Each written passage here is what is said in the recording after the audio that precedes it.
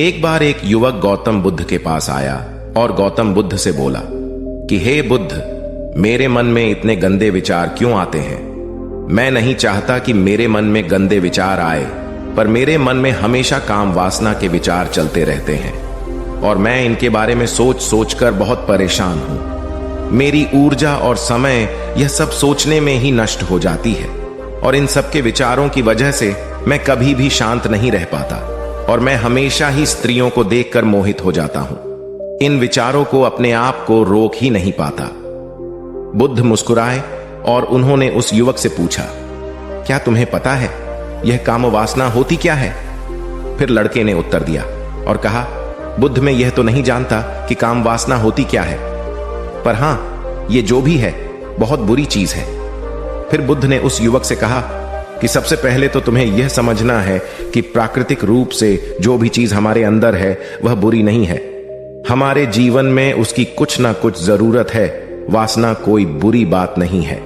यह तो हमारे मन की एक भावना है जो हमें किसी ना किसी चीज की कमी का एहसास करवाती है और फिर हम उस चीज को पाने के लिए उस चीज की तरफ आकर्षित हो जाते हैं। जैसे अगर तुम्हारे पास धन की कमी है तो तुम में धन पाने की वासना उत्पन्न हो जाएगी। तो वासना कुछ और नहीं, बस एक प्रकार की कमी है जो कि एक प्रकार की जरूरत का एहसास है। और जब यह जरूरत शारीरिक हो तो हम इसे काम वासना का नाम देते हैं। युवक ने गौतम बुद्ध को कहा कि बुद्ध, मुझे काम वासना का मतलब तो समझ में आ गया, पर आप मुझे यह बताइए कि यह आती कहां से है और कैसे आती है। गौतम बुद्ध ने कहा कि काम वासना कहीं से आती नहीं है, यह तो हमारे अंदर ही होती है और इसका होना तो जरूरी भी है, तभी तो मानव जाति का विस्तार होगा। युवक ने कहा, जब यह हमारे अंदर ही है और जरूरी भी है तो फिर लोग इसे गलत क्यों बोलते हैं? बुद्ध ने कहा कि यही तो समस्या है। लोगों ने काम वासना को गलत तरीके से सोच लिया है।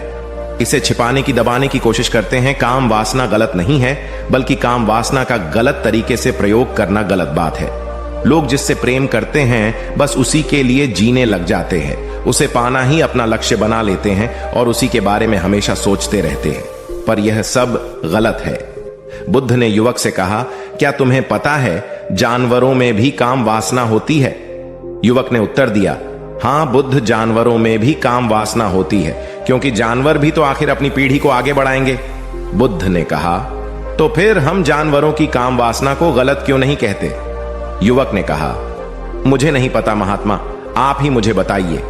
गौतम बुद्ध ने कहा कि जानवर अपनी काम वासना का प्रयोग आनंद प्राप्ति के लिए नहीं करते, वह तो सिर्फ संतान उत्पन्न करने के लिए ही काम वासना का उपयोग करते हैं। जानवरों को प्रकृति ने इतनी समझ नहीं दी कि वह काम वासना को अपने सुख का आधार बना सके, जबकि मनुष्य अपनी समझ के बलबूते पर प्रकृति में पाई जाने वाली प्रत्येक वस्तु को अपने सुख के लिए प्रयोग करता है। हम इंसानों ने ही काम वासना को अपने सुख का साधन बना लिया है, जबकि प्रकृति ने तो हमें अपने वंश को आगे बढ़ाने के लिए दिया था, लेकिन इंसानों ने इसे अपने जीवन का परम लक्ष्य बना रखा है और इस तरह से काम वासना का भी लगाम हो जाना गलत है। युवक ने पूछा, महात्मा जी, ये काम वासना हम पर हावी क्यों होती है? तब गौतम बुद्ध ने कहा कि सुनो, अब जो मैं तुम्हें बताऊंगा उसे तुम ध्यानपूर्वक सुनना। काम वासना का सारा खेल तुम्हें समझ आ जाएगा, तुम्हें तुम्हारे सारे सवालों का जवाब मिल जाएगा। बस तुम्हें ध्यान से सुनकर समझना है। एक बार की बात है, एक आश्रम में गुरु और उनके शिष्य रहा करते थे, जो रोजाना आश्रम के बाहर स्थित गांव में भिक्षा लेने के लिए जाते थे। उस आश्रम का एक शिष्य जिस गांव में भिक्षा लेने जाता था, उस रास्ते में एक नदी पड़ती थी। एक दिन उसने देखा कि एक लड़का पेड़ के पीछे छिपा है। वह उस लड़के के पास गया और उससे जाकर बोला, भाई, तुम इस पेड़ के पीछे छिपकर क्या देख रहे हो? लड़के ने कहा, अरे तुझे नहीं दिख रहा कि मैं क्या देख रहा हूं? तब शिष्य ने नदी की तरफ देखा तो वहां पर कुछ लड़कियां पानी भर रही थीं। वो लड़कियां 14-15 साल की होंगी। तब उसने उस लड़के से कहा, अरे भाई, वहां पर तो लड़कियां पानी भर रही है, इसमें छिप कर देखने वाली क्या बात है? तब वो लड़का शिष्य की तरफ देखकर उससे कहता है, अरे पागल, तुम्हें दिखाई नहीं दे रहा कि कैसे यह परियां नदी से पानी निकाल रही है? जरा उनकी अदाओं को तो देखो, उनके कोमल शरीर को देखो, उनकी पतली कमर को देखो, और उनके बाल उनकी कमर पर कैसे लहरा रहे हैं, मानो सुंदरता बिखरी पड़ी हो। शिष्य ने फिर नदी की तरफ देखा और इस बार वह इससे देखता ही चला गया। उसे किसी भी बात का कोई डर नहीं था, लेकिन अब वो छिपने लगा और उन लड़कियों को देखने लगा। और जब वो छिपकर उन लड़कियों को देख रहा था, तभी वह अचानक अंदर से कांप गया और उसने कहा कि यह मैं क्या कर रहा हूं, मैं जो कर रहा हूं वह सही नहीं है, मुझे यहां से चले जाना चाहिए। और फिर वह जल्दी से वहां से चला गया। वो आश्रम पहुंच जाता है। आश्रम जाकर वो अपने कार्यों में लग गया, लेकिन जो अब भी वह देख कर आया था वहीं उसकी आंखों के सामने बार बार आ रहा था। उसके मन में वही दृश्य चल रहा था। उसके मन में वही सब कुछ देखने के लिए लड़ाई हो रही थी। उसका किसी भी काम में मन नहीं लग रहा था। सुबह होते ही वह रोज जल्दी ही भिक्षा के लिए आश्रम से निकल जाता और उस नदी के पास वाले पेड़ के पास जाता, और जहां पर वह लड़का पहले से मौजूद रहता था, उस लड़के के साथ मिलकर लड़कियों को छुप छुप कर देखता था। अब वह रोज ऐसा करने लग गया। यह उसके रोज का काम हो गया। अब उस शिष्य का मन किसी भी काम में नहीं लगता था। वो हमेशा ही किसी ना किसी प्रकार के विचार में उलझा रहता। वो आश्रम के कार्यों को भी ठीक ढंग से नहीं कर रहा था। न वो ठीक से सो पाता था और न वो ठीक से खाना खा पाता था। उसका मन बेचैन सा रहता था। उसका मन बार बार उन लड़कियों के सौंदर्य को देखने के लिए तरसता था। जब गुरु शिक्षा देते तब भी उसका मन कहीं और विचारों में खोया रहता था। गुरु ने अपने शिष्य की इन हरकतों को जान लिया था। तब एक दिन गुरु ने शिष्य को अपने पास बुलाया और कहा कि आज से मैं भी तुम्हारे साथ भिक्षा मांगने चलूंगा। तुम और मैं साथ साथ भिक्षा मांगने चलेंगे। तभी शिष्य गुरु को मना करते हुए बोला, नहीं गुरुदेव, आप परेशान क्यों हो रहे हो? मैं अकेला ही ठीक से भिक्षा मांग सकता हूं। गुरु ने शिष्य से कहा कि ठीक है, तुम अकेले ही भिक्षा मांगने जाओ। शिष्य तुरंत वहां से भिक्षा मांगने के लिए निकल गया। उसके जाने के बाद गुरु भी आश्रम से निकल गए और शिष्य का पीछा करने लगे कि वो कहा जाता है, किससे मिलता है। यह सब देखने के लिए उसके पीछे पीछे चलने लगे। थोड़ी दूर जाने के बाद गुरु ने देखा कि उनका शिष्य एक लड़के के साथ एक पेड़ के पीछे अपराधी की तरह छिपा हुआ है और छिपकर कुछ देख रहा था। गुरु भी अपने शिष्य के पीछे जाकर खड़े हो गए कि आखिर उनका शिष्य क्या देख रहा है, जिसे देखने के लिए वो पेड़ के पीछे अपराधियों की तरह छिपा पड़ा है। गुरु ने देखा कि उनका शिष्य पेड़ के पीछे छुपकर लड़कियों को देख रहा था जो कि नदी से पानी भर रही थी। तभी गुरु ने शिष्य को कहा कि तुम क्या देख रहे हो? अपने गुरु की आवाज सुनकर वह शिष्य घबरा गया और उसके पसीने छूटने लगे। वह थर थर कांपने लगा, जैसे किसी चोर को चोरी करते समय रंगे हाथों पकड़ लिया हो। उसकी हालत खराब हो गई। वो कुछ भी नहीं बोल रहा था। उसके मुंह से कुछ टूटे फूटे शब्द भी बाहर निकल रहे थे। वो अपने गुरु से नजर भी नहीं मिला पा रहा था। गुरु ने शिष्य की तरफ देखा और कहा कि मेरा शिष्य तो निडर था, उसे तो किसी भी चीज का डर नहीं था, लेकिन यह क्या तुम तो डर के मारे कांप रहे हो? शिष्य ने गुरु से कहा कि मुझे माफ कर दो गुरुदेव, मेरा इसमें कोई दोष नहीं है। उस लड़के ने मुझे बहका दिया था, लेकिन आपसे मैं वादा करता हूं कि आज के बाद मैं ऐसा कभी दोबारा नहीं करूंगा। मुझे माफ कर दो गुरुदेव। गुरु ने शिष्य से कहा कि कोई बात नहीं, पर इस बात का तुम ध्यान रखना कि हम जैसी संगति करते हैं वैसा ही फल हमें प्राप्त होता है। उसके विचार हमारे अंदर प्रवेश करते हैं, इसीलिए अच्छी संगति करो जिससे तुम्हारे अंदर अच्छे विचारों का प्रवेश हो। फिर गुरु और शिष्य आश्रम लौट आए और फिर से आश्रम के कार्यों पर ध्यान देने लगे। उसने उस रास्ते को छोड़ दिया और दूसरे रास्ते से जाने लगा। वो अपने काम को ध्यान से करता, लेकिन धीरे धीरे उसके अंदर क्रोध उत्पन्न हो गया और फिर वो दूसरों पर क्रोध करने लगा और बेचैन रहने लग गया। अब वो सही समय पर भोजन भी नहीं करता था। वो भोजन भी बहुत कम खाता था। एक रात गुरु शिष्य के पास आए और उसे बोले कि अब तक तुमने कितनी बार अपना वादा तोड़ दिया। यह सुनकर शिष्य अपने गुरु के चरणों में गिर गया और रोने लगा। रोते रोते ही उसने गुरु से कहा कि गुरुदेव, मैं कई बार अपना वादा तोड़ चुका हूं, फिर वादा कर लेता हूं, लेकिन हर बार मैं वादा तोड़ देता हूं। मेरा मन मेरे नियंत्रण में है ही नहीं। मैं बहुत कोशिश करता हूं कि मैं अपने मन से सारे बुरे विचारों को निकाल डालूं, लेकिन मैं चाहकर भी ऐसा नहीं कर पा रहा हूं। फिर गुरु ने शिष्य को कहा कि चलो मेरे साथ। गुरु शिष्य को आश्रम के बगीचे में लेकर गए और शिष्य से कहा कि देखो, यहां पर कुछ नालियां बनी हुई है जिससे नदी का पानी इन पौधों तक आ रहा है और यह पानी एक निरंतर भाव से बह रहा है। क्या तुम इस पानी के बहाव को रोक सकते हो? शिष्य ने कहा कि हां गुरुदेव, मैं इस बहाव को रोक सकता हूं। फिर शिष्य ने मिट्टी उठाकर उस नाली में डाल दी। वो पानी थोड़ी देर के लिए रुक गया और फिर थोड़ी देर बाद उस मिट्टी के ऊपर से पानी बह गया। गुरु ने शिष्य से कहा, अरे ये क्या, ये तो पानी रुका ही नहीं।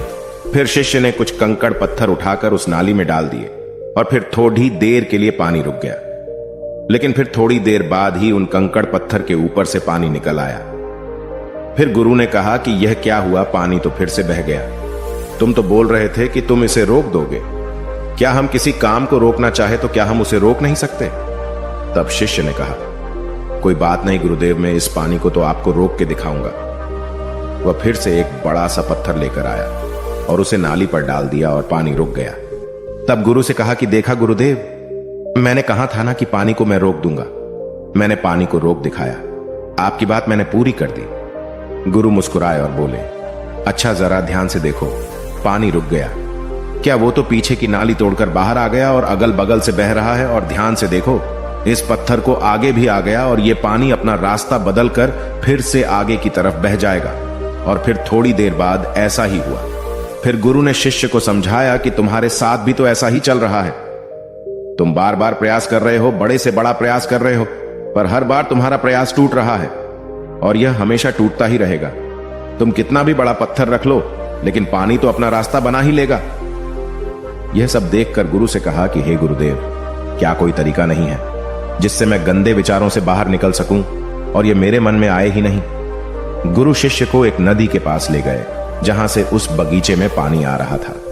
गुरु ने शिष्य से कहा, वो पानी इसी नदी से जा रहा है। अगर हम यहीं से उस रास्ते को बंद कर दें जहां से पानी बगीचे में जा रहा है, अब क्या हम पानी को रोक नहीं सकते? शिष्य ने कहा कि हां गुरुदेव, अवश्य ऐसा हो सकता है। मैं इस पानी को यहीं से बंद कर देता हूं, तब आगे की नाली में पानी जाएगा ही नहीं और फिर बगीचे में पानी जाएगा ही नहीं। फिर से नदी से जाने वाले रास्ते को बहुत मेहनत करके पत्थर और मिट्टी डाल डालकर बंद कर दिया और गुरु से कहा कि गुरुदेव, मैंने पानी को बंद कर दिया है, अब यह पानी बगीचे में जाएगा ही नहीं। तब गुरु ने कहा कि अगर पानी बगीचे में नहीं जाएगा तो पेड़ पौधों को पानी कहां से मिलेगा?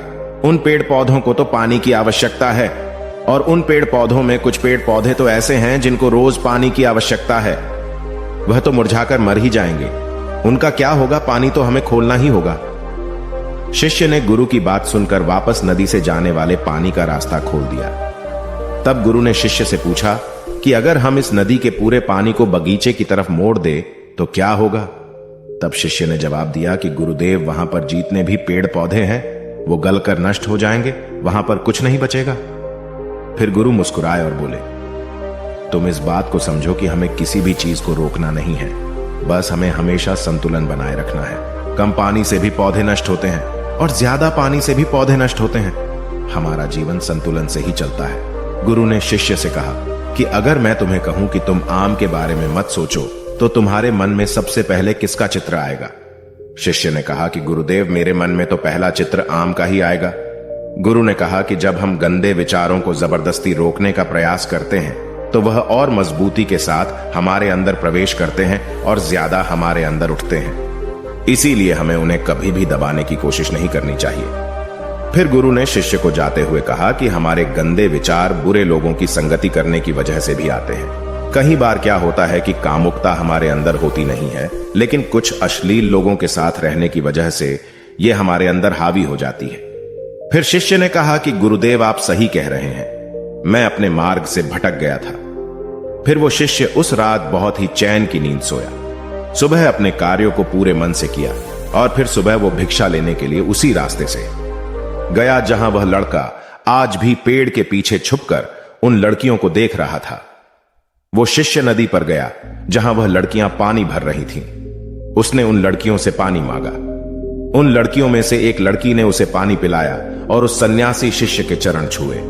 शिष्य ने उसे आशीर्वाद दिया कि तुम्हारा कल्याण हो। उसका मन सकारात्मक ऊर्जा से भर गया। उसके चेहरे पर मुस्कान आ गई थी, जैसे कि उसे कुछ खोया हुआ वापस मिल गया हो। वह वापस अपने रास्ते से जाने लगा। तभी पीछे से वह लड़का आ गया जो पेड़ के पीछे छुपा हुआ था। वह शिष्य के पास आया और बोला कि क्या बात है, आज तो तुमने नजदीक से दर्शन कर लिए, तुम तो मुझसे भी आगे निकले। तब शिष्य ने कहा कि हम हमेशा दूसरे के दर्शन करने में ही व्यस्त रहते हैं, अपने दर्शन कर ही नहीं पाते। तुम कब तक इस पेड़ के पीछे छुपते रहोगे? किसी को पसंद करते हो तो उससे बोल दो, अगर वो भी तुम्हें पसंद करती है, और शादी कर लो। पर उससे पहले तुम कुछ बन जाओ तथा अपने आप को पहचान लो। ऐसे अपना समय बर्बाद मत करो। फिर वह लड़का रोज उससे मिलने लगा और उस लड़के ने नदी पर जाना छोड़ दिया। और फिर वो लड़का अपने जीवन में कुछ बनने के लिए संघर्ष करने लगा। तो तुमने देखा संगति का असर क्या होता है। अपनी संगति बदलो, अपने विचार बदलो। बुद्ध ने युवक से पूछा कि क्या तुम्हें तुम्हारे सारे सवालों का जवाब मिल गया? तब युवक ने कहा कि हां महात्मा जी, आपका बहुत बहुत धन्यवाद। तब गौतम बुद्ध ने युवक से कहा कि जब तुम्हारे मन में गंदे विचार आए तब आप अपने आप को दोषी मत मानो। यह शरीर है और यह सब इसमें हजारों वर्षों से सीखा है। यह केवल तुम्हारे सोच लेने से, शपथ लेने से यह टूटने वाला नहीं है, लेकिन तुम्हारे पास वो शक्ति है और वो ऊर्जा है जिसका तुम्हें संतुलन बनाए रखने के लिए उपयोग करना है। तुम एक जीवित ऊर्जा हो जो कुछ भी अनुभव करने के लिए स्वतंत्र हो, जो कुछ निर्माण करने के लिए स्वतंत्र हैं। इसीलिए तुम अपने आप को पहचानो। दोस्तों, आपको यह कहानी कैसी लगी हमें कमेंट करके